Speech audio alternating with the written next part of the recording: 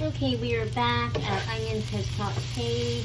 They are nice and brown and ready to go. So our next step is we are going to add our garlic and ginger paste. And that was used with 2 cloves of garlic and 1/2 an inch of fresh ginger. And I use a knife and I grind them down.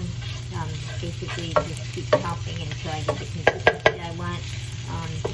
Some days on a big day I may actually go and get my mortar and pestle out and do it that way. So right now I'm just mixing that in, heating it up until I can smell the ginger and the garlic and it feels very fragrant, which it has. So the next step is we're going to add in our 1 cup of our pureed tomatoes. You can do chopped or pureed. I pureed mine this time. Often I would do chopped. Just depends on where I am and which equipment I have out.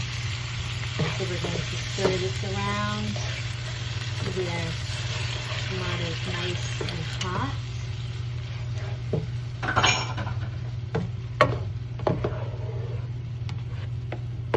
What we're doing now is we're letting all the flavors of the cumin and the ginger and the garlic and the onions kind of infuse themselves in with these tomatoes.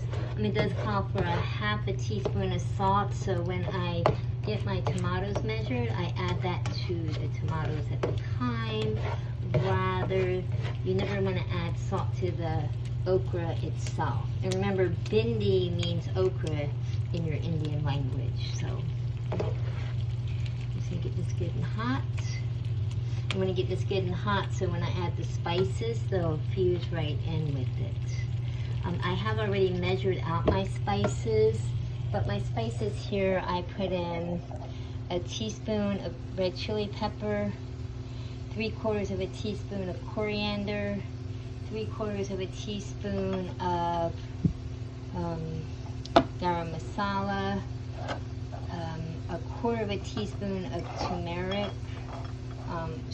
And I mix them all together ahead of time rather than putting them in individually so that they're well mixed when I add them in. You can see this is starting to cook down, and you can see the water's starting to come off of them, and it's starting to dry out.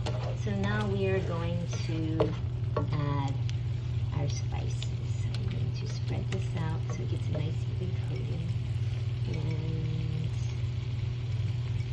I spread my spices out like this.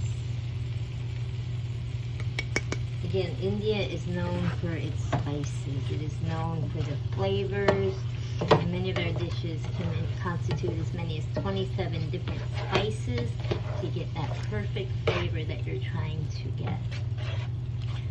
So this one has a lot less, but it does have quite a few. So now we've got that all mixed in.